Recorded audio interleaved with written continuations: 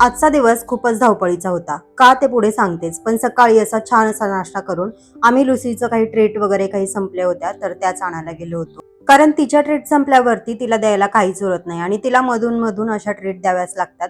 कारण ती खूप नाटकी करते काही गोष्टी करायला आणि मग तिला अशा छोट्या छोट्या ट्रीट देऊन ना त्या गोष्टी करून घ्याव्या लागतात.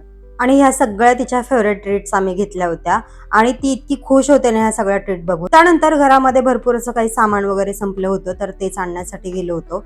आता आपण घरातलं कोणतं सामान संपलंय आणि ते आणण्यासाठी गेल्याच्या नंतर काही खायला वगैरे घेऊन आलो नाही असं तर कधी होत नाही.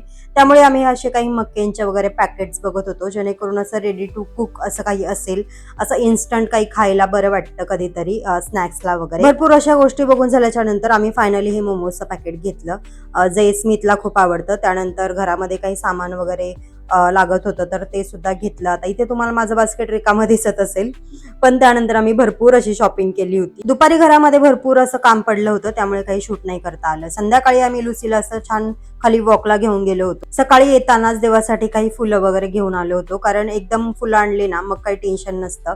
कधीतरी असं होतं की फुलंच नसतात देवाला देवपूजेसाठी आणि मग फुलं जर वाहिली नाही देवाला तर पूजा केल्यासारखं मला तरी वाटत नाही. त्यासोबत काही भाज्या वगैरे घेऊन आलो होतो तर त्याच कटिंग वगैरे करून ठेवून दिल्या होत्या जेणेकरून आठवडाभर मला काही टेन्शन नाही राहणार. आता दुपारी भरपूर असं सामान घेऊन आलो होतो तर तेच भरून ठेवायचं होतं, पण त्यात भूक सुद्धा लागली होती म्हणून एकीकडे खाणं आणि एकीकडे काम सुद्धा चालू होतं माझं.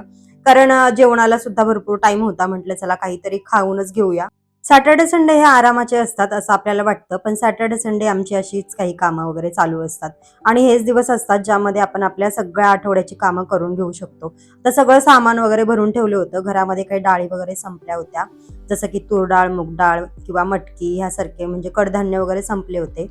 तर तेच असं बरण्यांमध्ये वगैरे भरून ठेवलं. तर चला असा होता आमचा आजचा दिवस. भेटूया नेक्स्ट व्लॉगमध्ये. तोपर्यंत बाय.